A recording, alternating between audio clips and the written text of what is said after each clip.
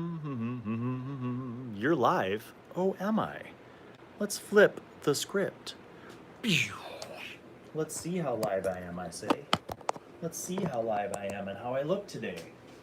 Hello, friends. It's been a while, so it's time to warm up for Feedback Friday. Oh, yeah, Feedback Friday. Feedback Friday. Feedback Friday. Gotta mute the volume. Feedback Friday. Wait for people to show up to Feedback Friday today. Oh, and I'm upside down. Fuck my life. Good thing that this thing rotates, eh? There we go. Better. Somewhat better. Looking. God, I need to shave. Let me see how this looks. Let me center that more. I'm gonna adjust this. Sorry, guys. Life is a little bit messy sometimes. Sometimes life gets a little bit messy. But it's still Feedback Friday 'cause it's been a long time. That's better. Maybe better? I don't like that angle. Let's see if we could go up another notch, shall we?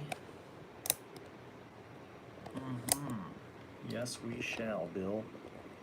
Yes, now it's just the top of my head. What if I did a whole stream from just the top of my head?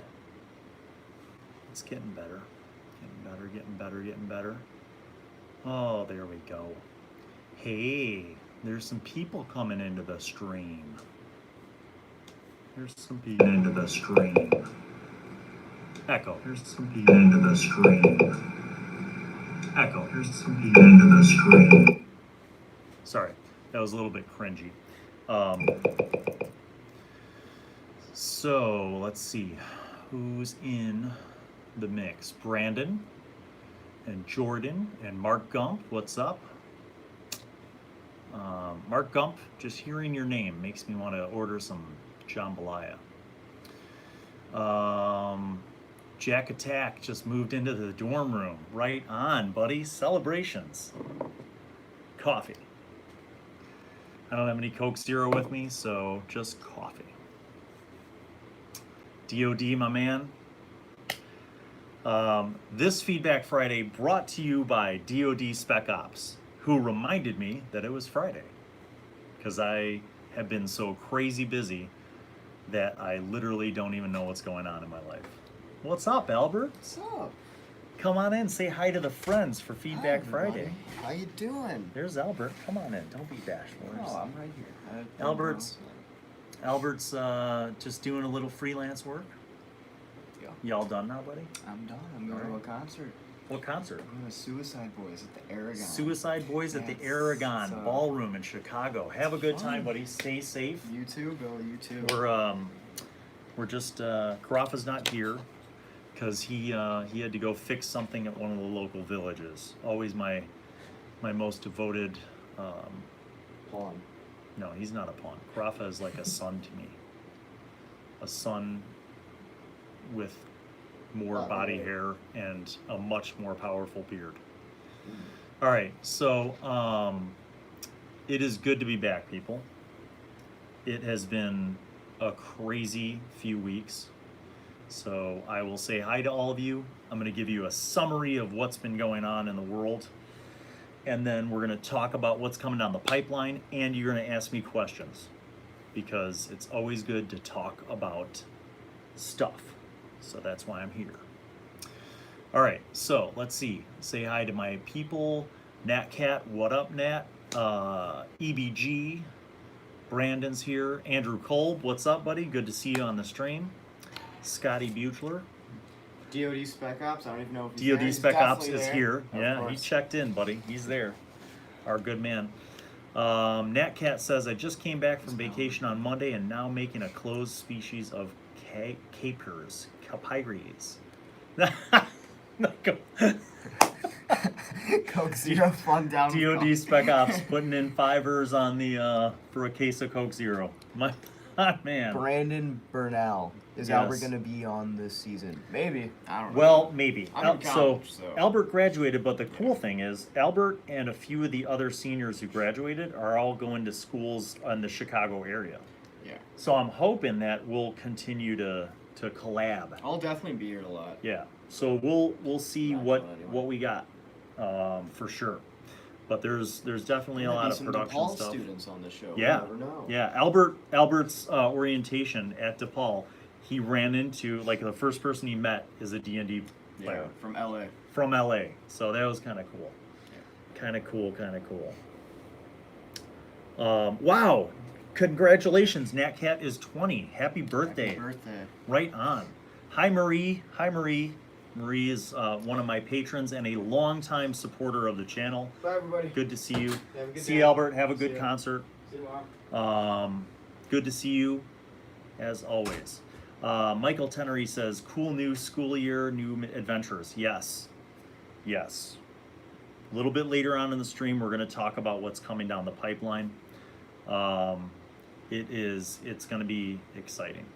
Eric says, hey, Bill and the crew. Brandon says, D&D with college students. Yes. Gosh, you guys are just pushing for what's coming up. It's like you don't even want to know about my life in the last 2 weeks. I don't blame you, because it's been kind of crazy. Hello, Elethius, second stream, welcome. Good to have you. Eric is also a happy birthday. Happy birthday to Eric. Awesome. Preston Richards, just wanted to drop and say that because of you and the high school students, I found a great interest in D&D and have started a new party of first-timers. Yes, that's what I'm talking about. That is what we love to hear. I love it when you guys let me know about either getting back into the hobby or starting up or joining up with a group. That is awesome. That's what we're here for. That's literally, I am an evangelist of role-playing games. So it makes me happy and warms my heart when you guys tell me about your gaming adventures. I love that. Good. Andre says, hello from Poland. Dobry wieczór. I don't know how to Polish, but welcome to you, my friend. Hey, Bill, I'm on vacation in Hawaii. And Adams, enjoying Hawaii. Well, have like a froofy drink on my behalf. Raise a toast to your old boy, Bill. And enjoy that gorgeous landscape that I've never been to. I've been to 42 states, never been to Alaska, never been to Hawaii. And there's a few more, obviously, that I've never been to. But someday I will go to Hawaii. So you enjoy your trip and the beaches and the mountains and all the Hawaiian things and the nice people and the recreational activities. Maybe you'll go scuba diving. I don't know. Brandon says, how was the trip? It was crazy. Wow. Okay, the chat's flying too fast. Tell us about your crazy weeks. Have I seen the new Unearthed Arcana Monk and Barbarian? Haven't seen it yet. Got it on the checklist, though. Where do I start with life? Okay, so first, Washed Gibbon 942 started a home campaign with my parents and siblings. That is awesome. Family gaming is a great way to bring everybody together. Good for you. That is awesome. Tell your family I said hi, and I hope you guys have fun. And yes, that is fantastic. Michael says, if you ever need any miniatures or terrain printed, just say the word. Wow. Resident School 3D printers, no charge. Wow, that is awesome. Thank you for that offer, Michael. I may take you up on that because there are some custom pieces for season 4 that would really help. So I will, in fact, before I lose that, I'm going to make a note of that right now in a separate notepad. Those are sometimes terrain and minis and stuff can really help make things work visually. I will say from my perspective as a dad DMing for my kids and other kids in the neighborhood and their friends, sometimes it helps people playing D&D to have those visual, like 3D tangible elements on the table, or even 2D, like scrolls, maps, books, that kind of stuff can really be cool. So thank you. Michael, I have copied down your info. Samir, me and my friends are starting up D&D for our first time. Though none of us have ever played, I watched every season of D&D with high school students, and I'm hoping that that'll help me DM for them. It will, but also, Samir, good for you. Don't be afraid. Just dive into it and have fun. And if you're not sure about a rule, just make something up. But I promise that if you guys go into it with an open mind, you'll have fun. And also, you might be able to gain some benefit from watching some of my table topics. The other videos on the channel could really help you. The DM tips, that kind of stuff. So, Andre is starting a new team in Warhammer 40k Deathwatch. That's cool. I've heard about it, but I have not seen it played yet. Preston says that one-off with Beecher was crazy. Yes, it was. That was a episode long time coming with a lot of revelations. For those of you who haven't seen it yet, I'm not going to say anything, but when you're caught up, obviously you're going to want to watch episode 4 of Summer Sessions 2019 because a lot of things were revealed about the world. Things that I've been holding inside of me for literally like 2 years now. So some big picture stuff is starting to get involved there. Let me see. So, hey, Robert Dogs Paymaster, welcome. Lloyd Von Dietrich, welcome. Robert says, have you had the opportunity to compare D&D 5th edition versus Pathfinder 2nd edition? Not yet. So I have played Pathfinder, and I enjoyed it. Lots of benefits to Pathfinder. I particularly, like many thousands of people, found Pathfinder to be a lot more like D&D 3.5 than 5th edition. With that said, I enjoy 5th edition because of the streamlined gameplay. I understand that Pathfinder has more nuances, more details, maybe more complexity that offer a certain kind of experience for gamers. And I totally see that. I had a lot of fun playing it. So I'll tell you this, I'm not going to buy Pathfinder 2nd edition, but I will review it in the next few months. I'll be inviting some guests onto the show to talk about Pathfinder 2nd edition, to do some of that comparison and to analyze the pros and cons. My biggest question about Pathfinder 2nd edition is, why is it necessary? So with any new edition of a game, why is it necessary? That's the biggest question to ask yourself before you blow a lot of money on a game just because it's the new thing that's out. I always think, can you play the game in the old edition? If you enjoy playing the game in the old edition, then why bother buying the new edition? And here's a prime example. I bought books for AD&D 1st edition, 2nd edition, 3rd edition. I stopped buying books, but I continued to play 3.5. I never bought a 4th edition book, but I played it. And then I bought some books for 5th edition.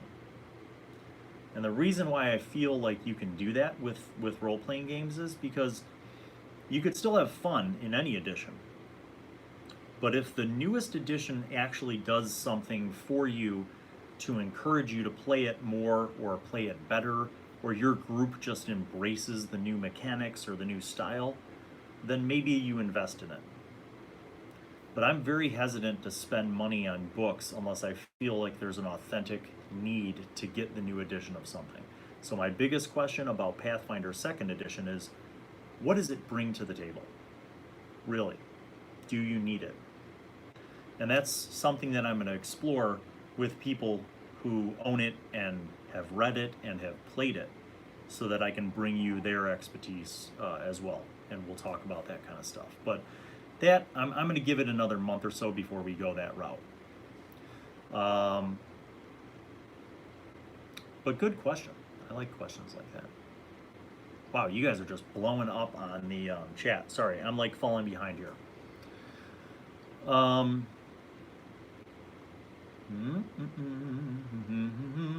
It's good to see you all. It really is.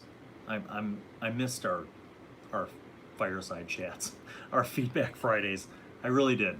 And I'm not saying I've had a bad time.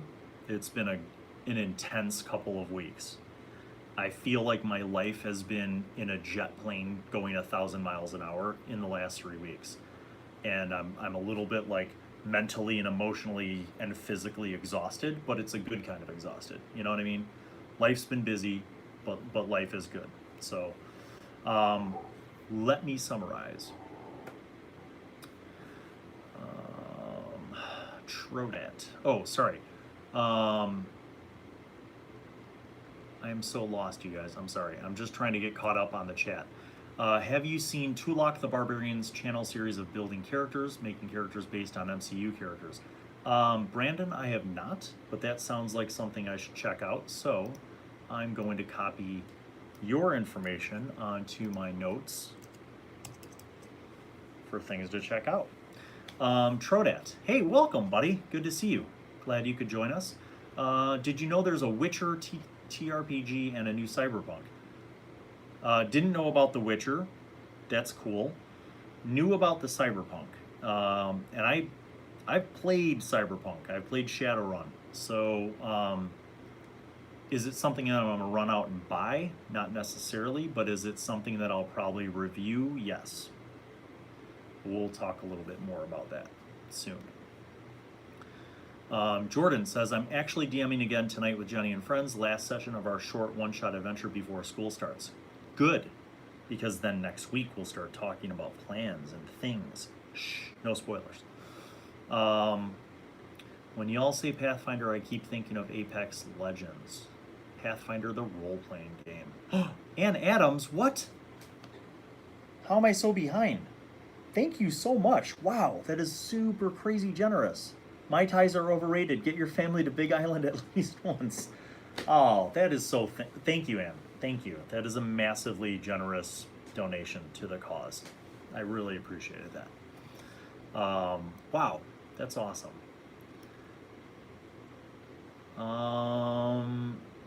So, Deathwatch is a D100 system. Pretty cool, but a dark setting. I played in the Inquisition version of Deathwatch.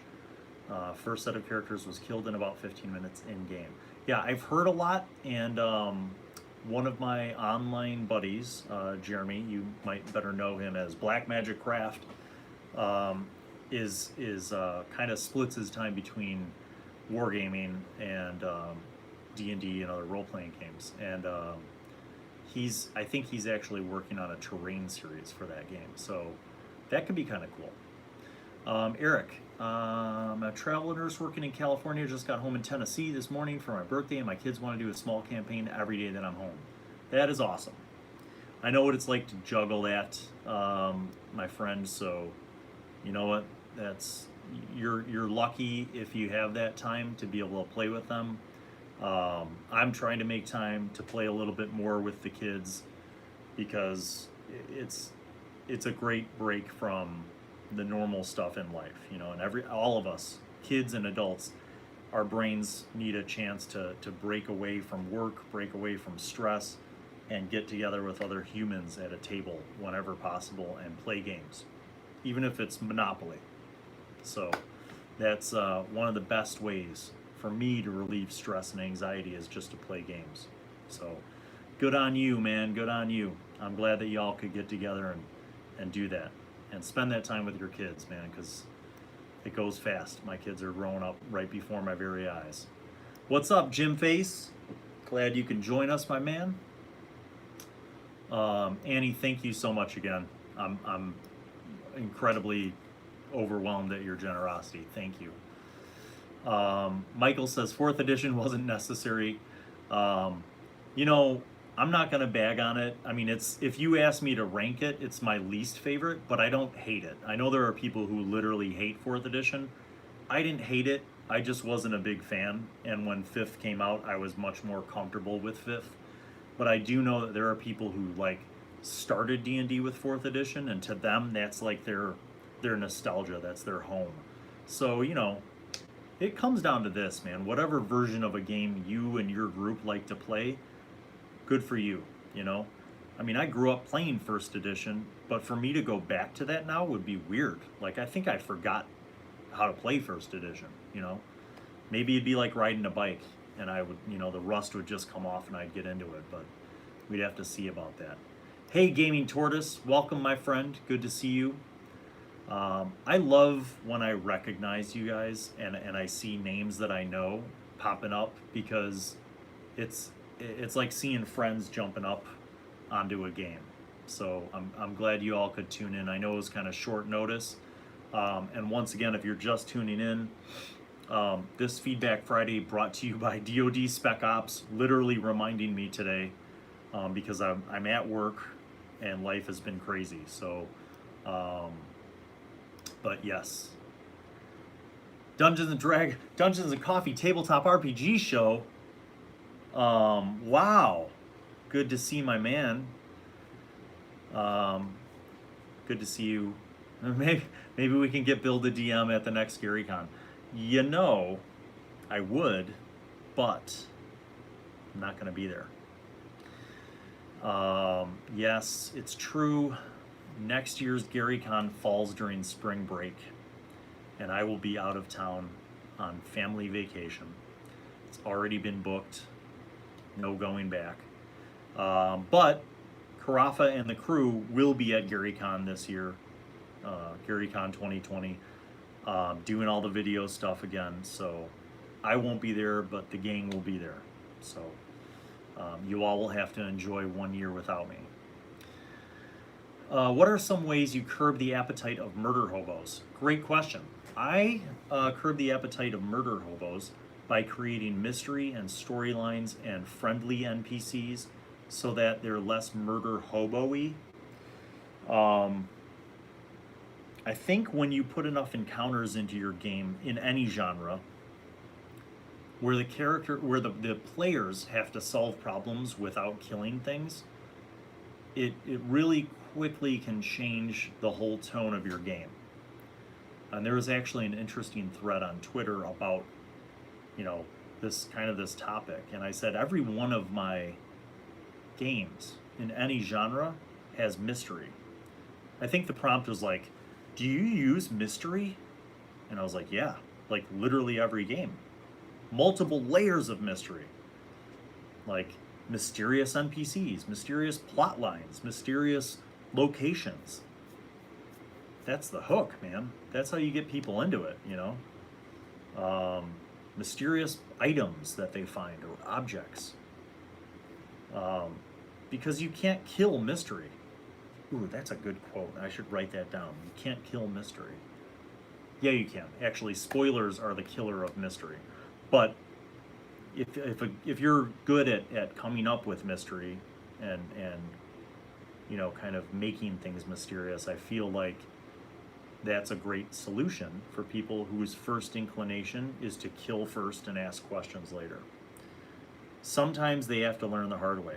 So you have an NPC who has a lot of information for them, and then they murder hobo that NPC, they kill that NPC, they don't get the answers, and you reveal organically through the plot line, maybe through other NPCs, that they could have gotten the answers that they needed if they had just taken the time to use the social component. Another way to curb murder hoboism is to just be honest, like out of game before you play with people. Remind them that there are elements of a role-playing game that aren't combat. Exploration and social interaction are two big pillars of role-playing games. And those don't necessarily involve killing. So throw plenty of opportunities for skill checks in. Throw plenty of opportunities for social interaction into the mix. And hopefully those repeated opportunities and exposure to something more than just like, you walk into a room and there's aggressive monsters attacking you, roll initiative. If you create that environment at your table, your players will be less inclined to look at killing things as the only thing to do in your game. And plus, honestly, it gets old after a while. Rolling dice, killing crap, and looting bodies gets old after a while. So that's where you have an opportunity to change how people look at gaming. Good questions. Good questions. Wow, I'm very behind. Bill. Horions. Hi Bill, have you seen the Battle Systems 3D fantasy terrain? Would you think it's okay to use for D&D? I have not, but I'm going to put it into my note. Battle Systems 3D terrain. I will look at that and see. It seems very versatile and easy to store. No need to paint either. You know what? If it works for you, do it. I've bought terrain. I've bought minis. I've made terrain. Some of it's been painted. Some of it's unpainted. I use it all. I use whatever's most convenient. And don't let other people judge you. You know, you can blow literally tens of thousands of dollars on premium, like Dwarven Forge terrain. Okay? Or you could buy really cheap stuff, or you can make it, you know, terrain crafting. If you guys are interested in terrain crafting, I literally have a whole playlist on the channel about making your own terrain. And I'm not an artist, like in the traditional sense. You know what I mean? Like I may be good with video, but you know, traditional art doesn't come natural to me. But thanks to DM Scotty, I started doing terrain crafting a few years back, and well, more than a few years back, in like 2015. And it's great. It can be frustrating. I've had many failures, but I've also had a lot of successes. And the best part is it's cheap. It doesn't cost very much to get some cardboard and some cheap craft paint and glue and, you know, foam or whatever you want to use as your material.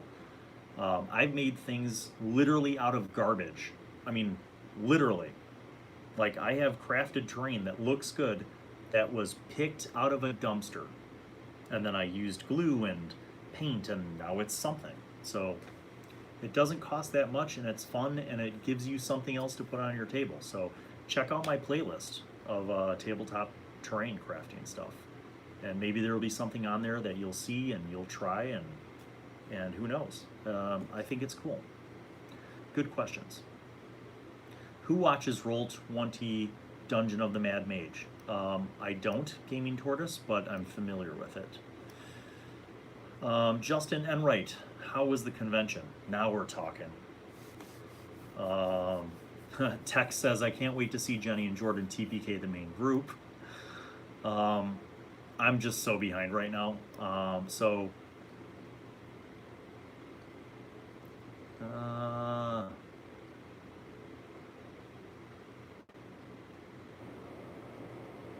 Noah. Hey Noah Gats. Murder hobos are generally born of a lack of interest and then reinforced by a lack of character consequences.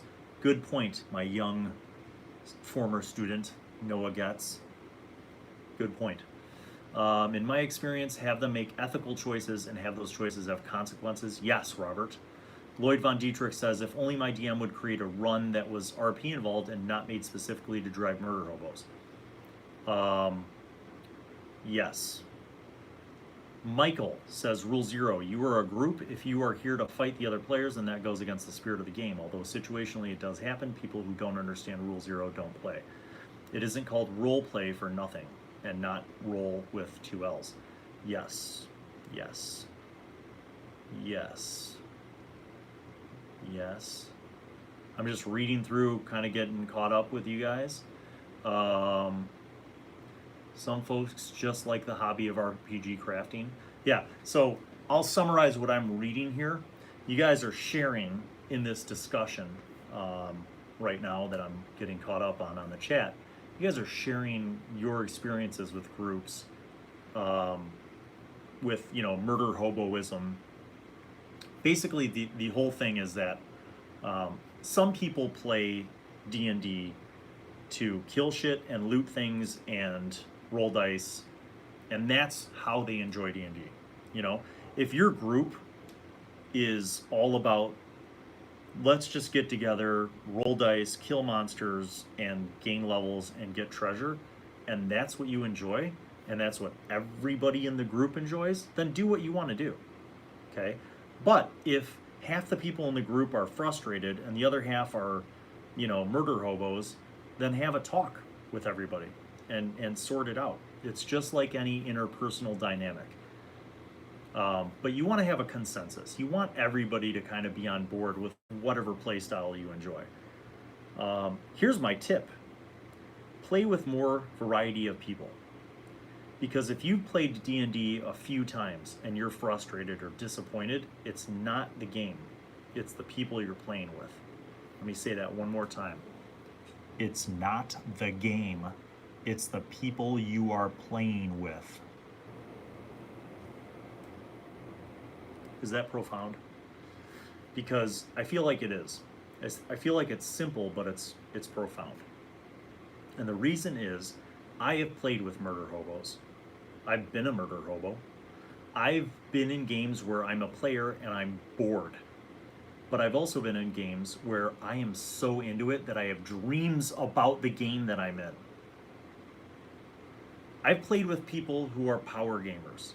All they care about is building the most effective and optimized character and killing things and gaining levels and getting treasure. To them, that's the game. To me, that's boring. So how do I know all this stuff? It's because I hopped around and played with different groups of people over my lifetime. And in those 40 plus years, I've learned that not everybody plays the game for the same reason. Not everybody's going to want a big, drawn-out, complex plot with narrative elements and deep NPCs and background stories. Some people just want to get together on a Friday or Saturday night and huck dice and kill crap and get treasure. And I might think that that's boring or lame, but they might enjoy it. So it's up to you. If you're playing a role-playing game, it's up to you to talk with your group and find out what kind of group you are. What's your dynamic? What's your vibe? Do you like more narrative stuff with storylines? Do you want role-playing, R-O-L-E, where you play a role where you're acting out how a character would act? Or are you kind of more of the like, let's just kill crap and get treasure and have fun and drink beer? All of those are fine, but it's up to you to decide and work with your group and communicate. That's it. It's that simple. It's like sometimes you want to have a nice like fancy dinner, and you put all this work into the nice fancy dinner, and you have multiple courses, and you have a nice dinner with your friends or family, and it's fancy, and you appreciate it and they appreciate it. But sometimes you literally just want to go through the McDonald's drive-thru, right? It's the same thing with role-playing games. Sometimes you want to keep it simple and just have fun and kill crap, and sometimes you want a more complex storyline with, you know, a more developed world and a more immersive experience. Totally up to you and your group, but you gotta talk about it. That's the key. Communication. Great topics. I love Feedback Friday, and I love talking with you guys about this stuff. And I also love that you guys have answers that maybe I didn't think about. I think that's one of the biggest and coolest things about having the ability to chat live while we're doing this. Okay. Spook EXE. Yo, I literally just bought a D&D starter set, and do you have any tips for DMing? I do. Watch all of them on my playlist. Also, you know what? Here's another thing. Have fun. Read through the starter set, but don't worry about every rule being perfect. Have fun. You will grow and you will learn the game as you play it. Have fun. Lost Minds of Phandelver. Never played it, never ran it, because that's not my jam. But if you are, good for you. And also watch all my videos. And watch other people's videos. There are a lot of other great DMs out there that have tips. In fact, go to YouTube and search Lost Minds of Phandelver and maybe get some tips from people who've run it. They'll give you specific tips. We don't loot bodies anymore. The DM wanted to save time, so he established auto loot and just provides us with bonus gold at the end of the encounter. Lloyd Von Dietrich, if that works for you guys, that's awesome. And it is a time saver. It really is. I cannot tell you how many sessions of D&D I've sat through with groups where people were literally calculating treasure and experience for treasure and experience for each encounter and kill. And I'm like, we're wasting time. Just get to it. Like, I don't even want the gold. Just, I throw it on the ground. Let's move on. Like, play the game. So yeah, great. Topo Musical, what's up, buddy? What's up? Welcome to Feedback Friday. Surprise! Shane Fairbanks, welcome. Aquabone, yo people, what's up, Aquabone? Hope you all are still on. I'm just getting caught up on the chat. Sorry, I'm slow. Horions, how could someone as a DM prepare to describe everything like you do it? Do you train yourself somehow or just read a lot of descriptions of views and objects? That is a great question. So here's how you prepare. First, you start playing D&D in 1978, and you suck, and you die all the time, and your older brothers kill all your characters, but you don't give up. And then you start playing with your friends. And for most of your young life, your weekends are spent playing role-playing games. Not just D&D, but every role-playing game you can get your hands on. But because it's the 80s, you also ride your bike. You go out to the woods, you build forts, you blow off bottle rockets, you egg houses, you light things on fire, you take a can of hairspray and a lighter and you make a flamethrower out of it because you're a kid in the 80s. You know that show Stranger Things? Kind of basically my life. But seriously, how do I do that? So I don't have flavor text. I don't have a module where I'm reading like a block paragraph to describe things. How I do it is I create my world and I walk through it in my brain. So it takes some training. I'm gonna be honest with you. To get to the point where you're like me, it takes some training, but you can do it. That's the awesome part. Anybody can do what I'm doing. You just have to practice. Just like your parents and teachers always told you, practice makes perfect. You can do it. How do I do it? So I imagine the world. I have notes. I write up things. Sometimes I draw little pictures or doodles. I'm not not an artist at all. My drawing is horrible. So sometimes I find inspiration pictures. I'll go to Google Images and I'll type in like old ruined castle and I'll just go through until I see the picture. And then I imagine that picture in my brain and I like remember it so that when I'm running the game, I can just describe it. You know, I'll be like, as you guys are walking down this small deer path that seems as if only animals have trafficked it, deep, deep in the forest, you're surrounded by cool air, the sound of birds, the smell, the damp smell of the leaves in the fall after the rain. And through the canopy of trees, maybe 50 yards ahead, you see kind of a clearing between the forest. And up ahead, as you proceed, you see what seem to be stones, great stones that have toppled. Ancient stonework, man-made, but have toppled long, long ago. And now all that remains is a ring of what once might have been a great tower. The stones are chipped and worn away with patches of moss from the dampness, from the pooled water from the rains. And as you approach the ring, you see that in the center of this ring of ruined tower stones, there is a flat, black, basalt stone tablet. It seems untouched by the moss, as if somehow nothing natural will grow upon it. Now, I just made that up off the top of my head. That's not from any notes. That's just from me in my brain while I'm staring at you describing that. I imagined me walking through that forest, and I imagined me telling you what I'm seeing. Does that make sense? I don't know if that's magical, if that's incredible, or if other people can do that, but that's how I do it. Everything that I do, I can imagine myself doing it, and then I just describe what I'm seeing in my brain. So maybe I am gifted. I don't know, but to me that just seems like practice because I've been doing it so long. I feel like I can just describe something, and I think you can too. I truly believe you can too. And maybe you start off like a kid riding a bike. Maybe you start off with training wheels. You have props, you have maps. Maybe you have a computer, like a laptop hooked up to a screen, and you have a bunch of images that you found on DeviantArt or Etsy or Pinterest or Google Images of the things that you're describing, so you can literally show your players at the table. And then from there, you kind of add in description. Or maybe you're using a source book with flavor text and you're describing, you know, a little bit from the flavor text, but then you kind of look up and make eye contact with people. So it's just practice. You just have to do it. Keep playing the game. And the good news is that you can do that. You can evolve into that. I hope that answers your question.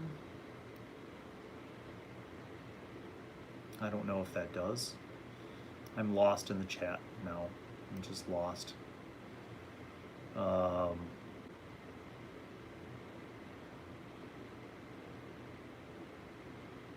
Have you ever played Mutants and Masterminds? No. I played Marvel Superheroes when TSR released that box set. I played Gamma World, which is the post-apocalyptic game. I did play Champions in college, which was a very crunchy, rules-heavy, complex game, but it was pretty amazing. But I never played Mutants and Masterminds. Years of Daydreaming. Yeah, that's it.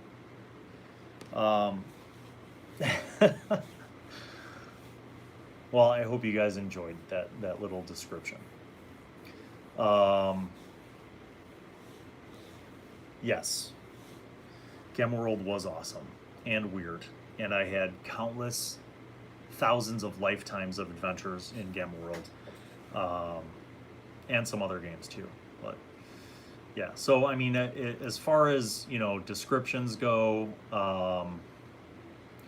you know, sometimes it's memorizing things. You know, if you need a cheat sheet or some flavor text, don't be afraid to use that, you know, or just write out a few words.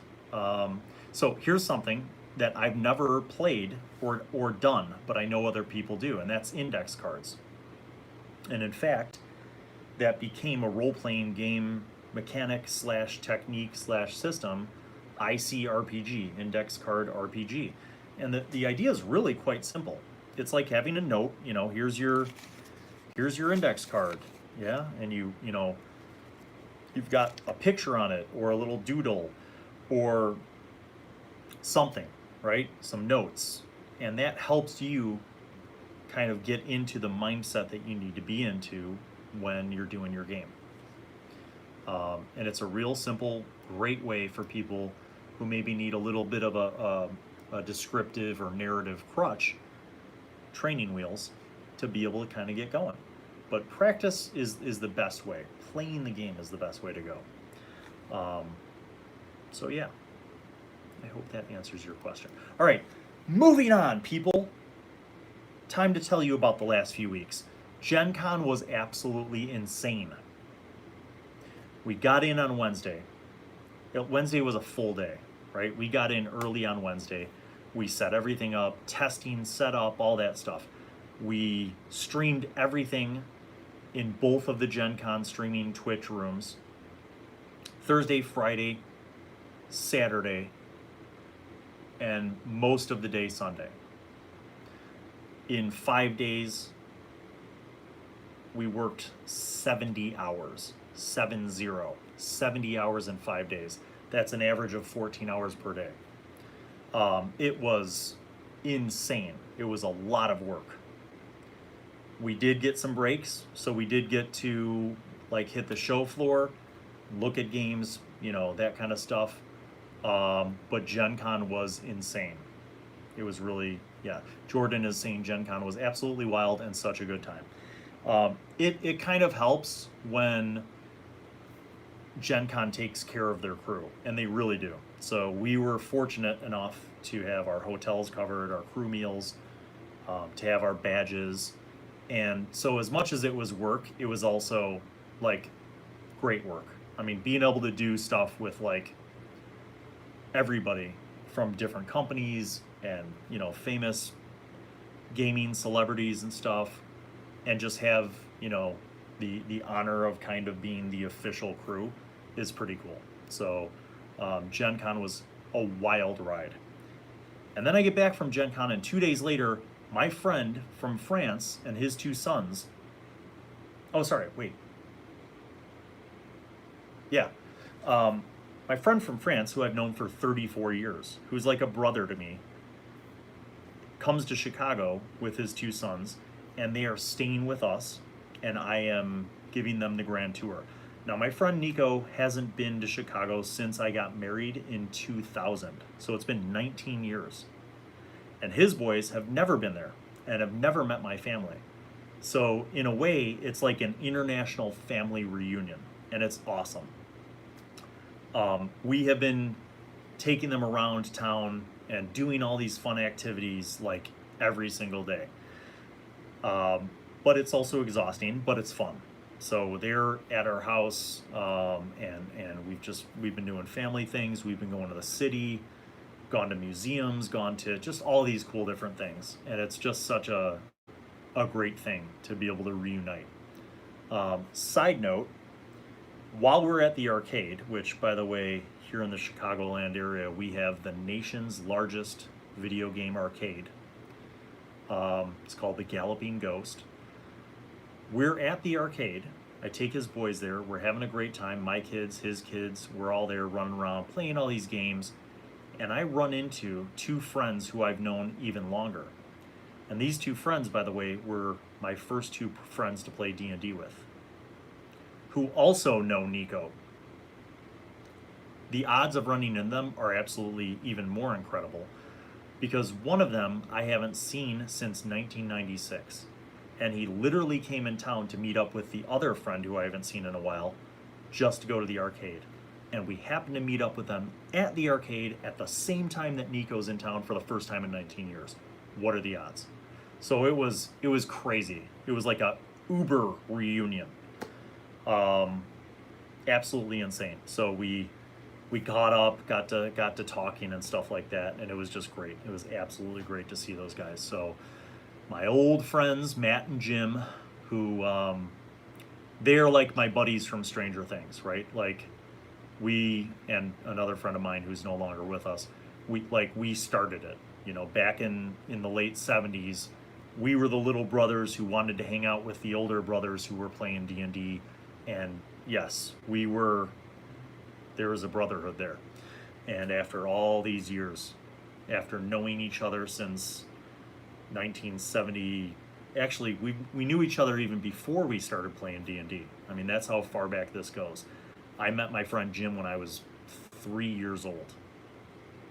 When my family moved to the suburbs from the city, that he was the first person we met.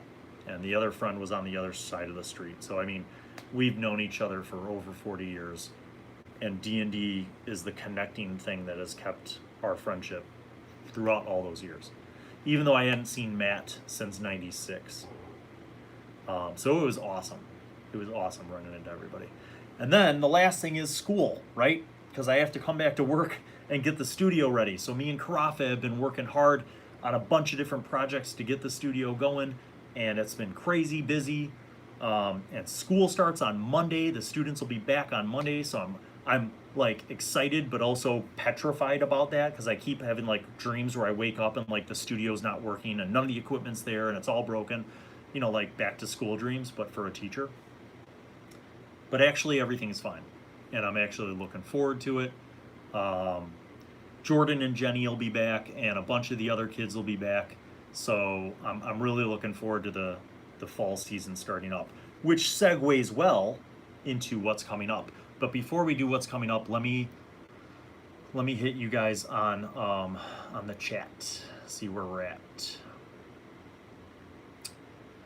So you guys, I see you're talking about molding and creating things and crafting for minis. That's good. See, you've answered each other's questions. DMing, remember, you aren't telling a story so much as helping the player find theirs. Yeah, that's a great point, Michael. And to that end, my revelation is, you know, my style is I prepare a world. I don't prepare adventures anymore. I prepare a world and the players, through their characters, create the adventures, and I just react.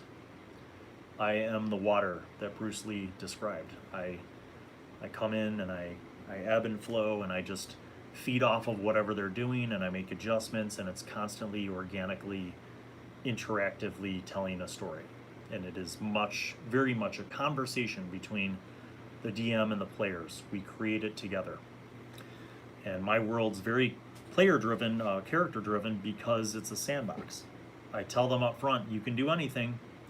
There are consequences, but you can do anything. Because you can't break my story, because I don't have one. I don't have a book that's telling me what the adventure has to be. I have a world, so I can adapt.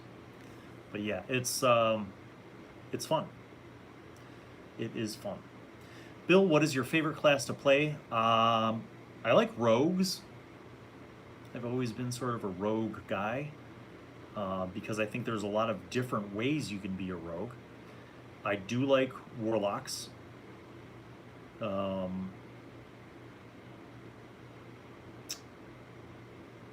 I kind of like all of the classes. No, I don't. You know what? I never play paladins and I never play wizards. I don't dislike them, but I just never play them. So there you go. I like barbarians, I like fighters, I like rogues, I like druids, I like clerics, I like warlocks. I don't really play paladins or wizards. I don't really play sorcerers either.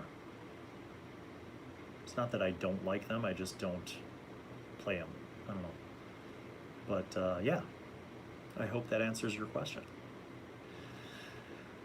All work and no play makes Bill a dull boy. Yes, it does.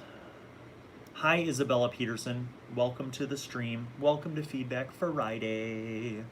Noah Getz has been to the Galloping Ghost before. Yes, you have. I would hope so. Good Lord.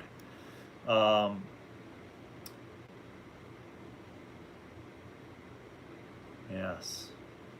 Michael, I have a lot of old friends who I don't keep in touch with anymore, but I consider myself a nostalgic old romantic fool. And so I try my best to keep in touch with old friends. And I'm lucky that a lot of them are still in the Chicago area. Some are not, but I try to see or keep in touch with people whenever I can. But yes, it's a challenge, and sometimes I'm sad and I miss the old days when everybody lived 5 minutes away from each other and we could play D&D 3 times a week. But, you know, I'll take what I can get. Let's see.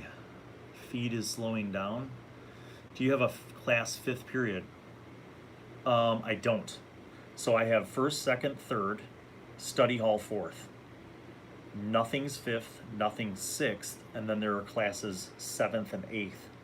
But I'm not teaching those, but they're classes. So, but yeah, 5th period should be pretty open. So we'll have to figure out our mutual schedules.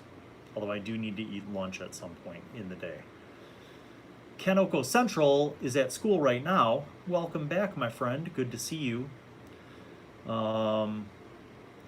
Yes, I know for a lot of people, school started this week.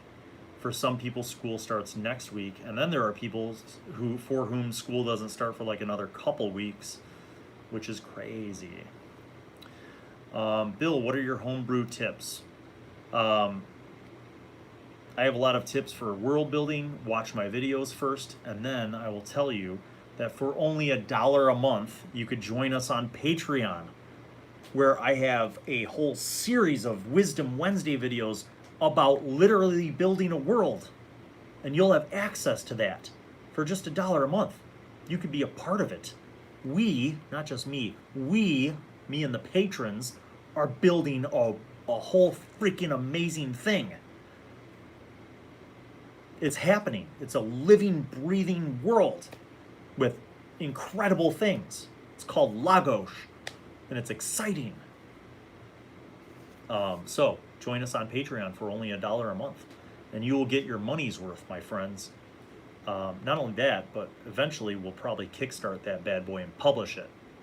Yeah, Yahoo indeed, brother. Does anyone play a human in D&D with high school, Stuart? You know, They could. In the current setting on the island of New Wolf Otmai, I'm pretty open to race and class options. So it's very open actually. But interestingly enough, I think people kind of chose races and classes based on like pictures that they saw in the book, because not many of the people from the season 3 cast had any experience playing D&D. So they kind of flipped through the player's handbook and were like, oh, I like that picture. I want to be a half elf, or like I want to be a tiefling. So yeah, I don't know that there was a lot of planning for that. Now the B team's different because Jordan and Jenny had a little more. They were a little bit higher level, if you will, and they kind of knew how D&D works. So I think their choices were a lot more thought out and planned out, and it's so far worked out really well actually. And it's emerging to be even more important as we discover that there are some links on the island to where certain races come from. So it's starting to be interesting. Let's see. Collaborations are exciting. Yes, they are, Michael. I'm honored actually to have an amazing host of patrons. DoD Spec Ops, Topo Musical, and I mean, all these people have been contributing. And we have, what started off as one Google Doc has now spawned folders of documents and maps and art and character sheets, PDFs. It's crazy. Like, by the time this thing is done, we're going to have enough for this thing to be a source book. I'm not even joking. It's going to be amazing. So I can't wait. But we have a lot of work to do. We're deep into this, but we still have a lot of work to do. And it's incredible. And in fact, next week's Wisdom Wednesday, I will be reviewing all the stuff that the community has put together on Patreon for that stuff. So if you want to get in, it's only $1 a month. And I have other tiers that have higher level access to other stuff too. So check out the Patreon, patreon.com/BillAllenWorld. Can't wait for B Team merge or fight main team. We'll see. A lot of people have been saying that. A lot of people, Aquabone, have theories about how and when and where the B Team will intersect with the season 3 cast. But interestingly enough, damn it, Crawford. Ugh.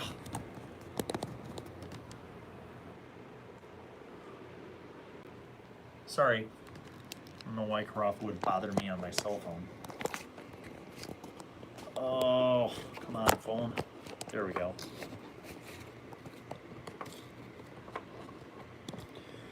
Rafa is not here, so he tried calling me. And then he ruined the stream. Thanks, Karafa. What is your favorite D&D world to play in? That's a good question. When I'm a DM, I run things in my original world. My homebrew. I don't run things in other worlds. Sometimes I'll make an exception. So I was co-DMing for the gaming weekend with my great friend Dan Miranda. And that campaign is set in the Forgotten Realms. So I did run a couple sessions in the Forgotten Realms. I guess when it comes to playing in a world, I don't care what world it is as long as it's well described or well run. So I have played in Greyhawk. I've played in the Forgotten Realms. I've played in dozens of homebrew worlds, and I've enjoyed all of them. Kind of depends on the DM, and it kind of depends on what I'm playing and how well the game goes. I do enjoy the Forgotten Realms as a player. I have some complaints about the Forgotten Realms as a DM. That's why I don't run things in it. So for my original content, I use Capulon, my original world. Yeah, so that about answers that. I don't know how Patreon works, to be honest. Let me describe it for you. So imagine Netflix, but Bill. No, that's a bad analogy. So Patreon works like this. You make an account. You decide what level you want to pledge, and every month it will auto bill you. It'll take the money out of your PayPal or your credit card or whatever you sign up with, and it'll take that money, it'll take a small chunk of it, and then it'll redirect it to me, which is what I use to be able to continue to make stuff. And there are different levels. Okay, so for like $1 a month, you get access to my posts. And my posts contain special things that are only available for patrons. And then there are different levels that you can attend to depending on what you're comfortable spending. So, for example,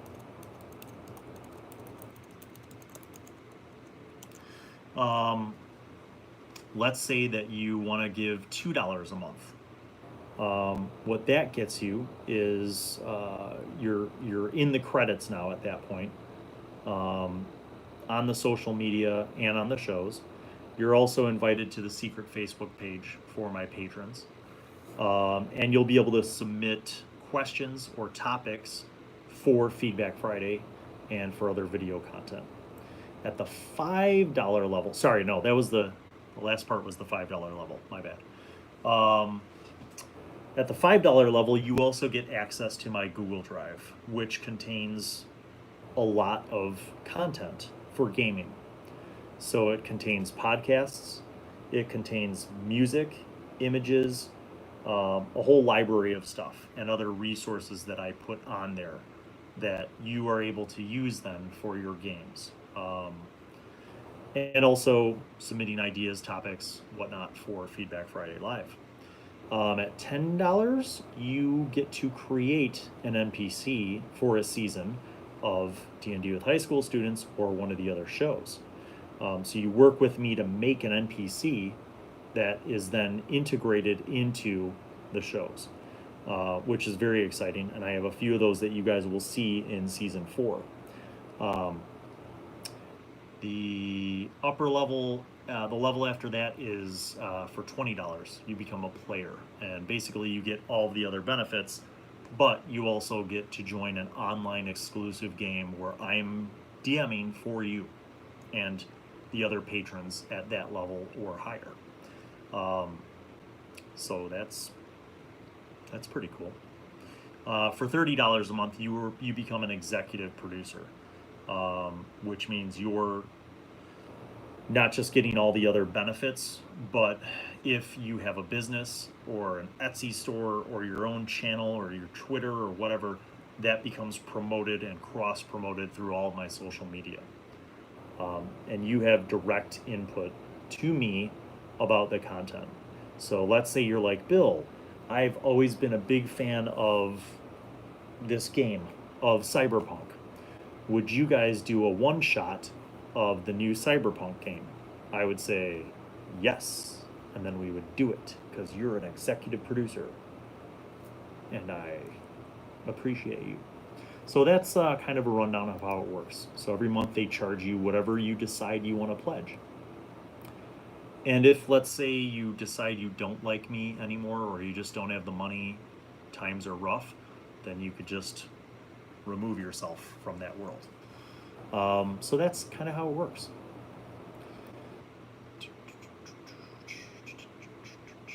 Isabella Peterson found out that her teacher played and he wants to play again. Good. You should get him to become your advisor for the new D&D club or tabletop gaming club at your high school or college or whatever you're in, because maybe that's how he becomes back in the game. It's a great way to do that. And I know some people who can help you out with that. That's awesome. I have only ever played West Marches, never been in any of the others. Wow, Lloyd Von Dietrich coming out with the West Marches. Yeah, I mean, every world has its own flavor, guys. And I suggest try all of them. Like, some people want to have a very specific kind of cultural experience. Like, you might want to have like a very old medieval Western European kind of world. with minimal magic and more just like gritty, you know, surviving and that kind of stuff, and combat, and, you know, lords and ladies and kingdoms, and, you know, that's awesome. Or military campaigns, or maybe you want more of an exploration thing where you're going through jungles and you're discovering ancient civilizations, or you want maybe you want a little bit more of horror. So, you know, every setting kind of has some flavors to it, and some settings have a little bit of everything. It's up to you and your group what you kind of want to pursue.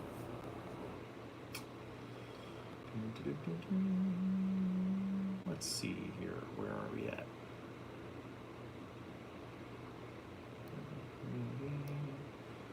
YouTube just informed me now that there's a live stream. Oh, great or good. That's okay. You can rewatch it. Jordan, yes. Shh. We're going to do a special thing, you guys, in the month of October in honor of Halloween. Stay tuned. It's going to be amazing. So we are coming up on the end of the live stream, but I want to just make sure I didn't miss any crucial things. Hi, Scott Marish. Scott Marish, just joining us. Bill, why did you not provide a PDF for what Beecher read? Oh, I can't yet. I cannot. It would be a spoiler to the people who don't know what's happening yet, so no spoilers.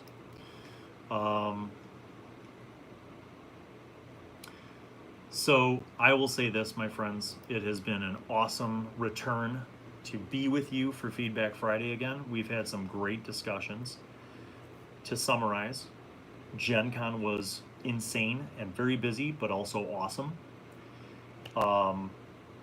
Ran into a lot of my good friends from the webs, met some people who I know on the web, now I know them in person, worked with all the celebrities.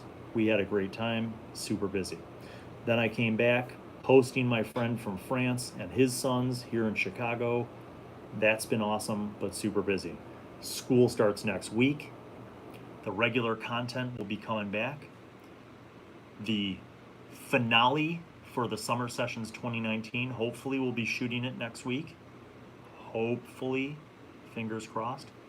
And then we will be in pre-production for season 4 of D&D with high school students. So a lot coming down the pipeline.